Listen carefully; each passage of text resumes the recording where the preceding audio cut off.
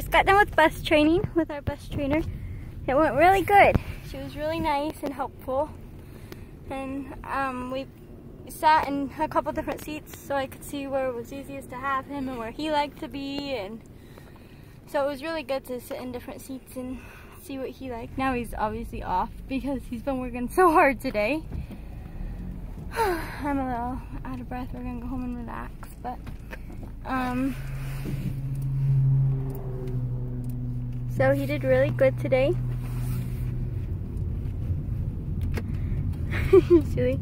It scared the crap out of me though. On our second bus, we were walking to the back to sit down and this little dog starts going like really kind of like aggressively barking at him, and I didn't even notice the dog there until it started barking because, you know, it was Patch's first time being back there together. But I was trying to stay calm because I didn't want him to think the bus was scary if I reacted, so I tried to stay calm, but it kind of put me in a little bit of a panic attack, but it all worked out.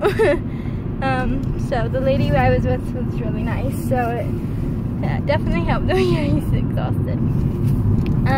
It's so funny though, there's like this, I don't know if you don't know if you've ever been on a bus or not, but there's like this seat and it's kind of on this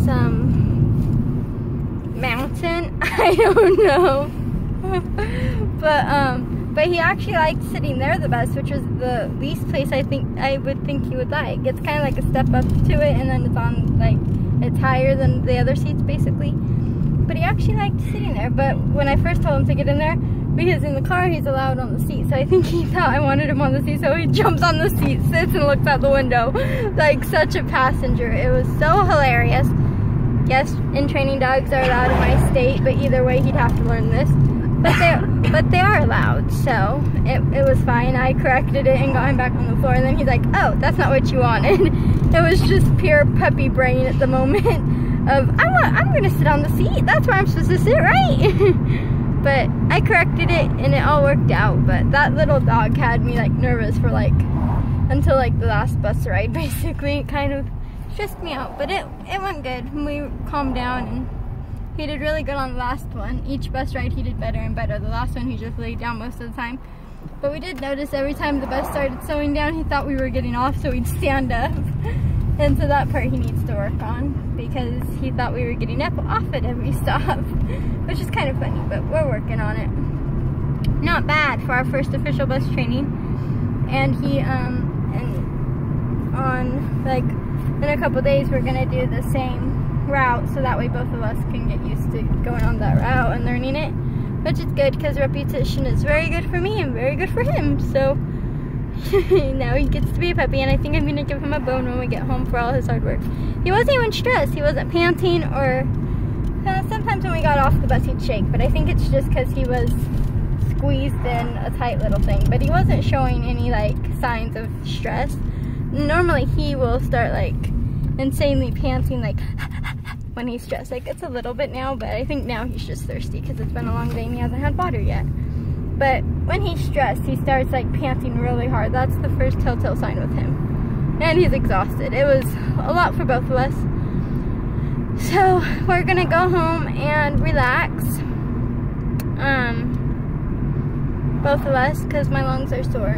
It's just because it was a lot, but it was okay. It was good. It was really good. We learned so much.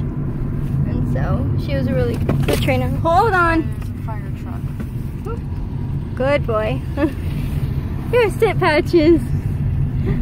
Good boy. In our other car too, by the way, before I don't know if I'll get comments about this. In our other car he has a doggy seatbelt, but in this one we didn't move it over, so that's why he's not buckled in. We also forgot.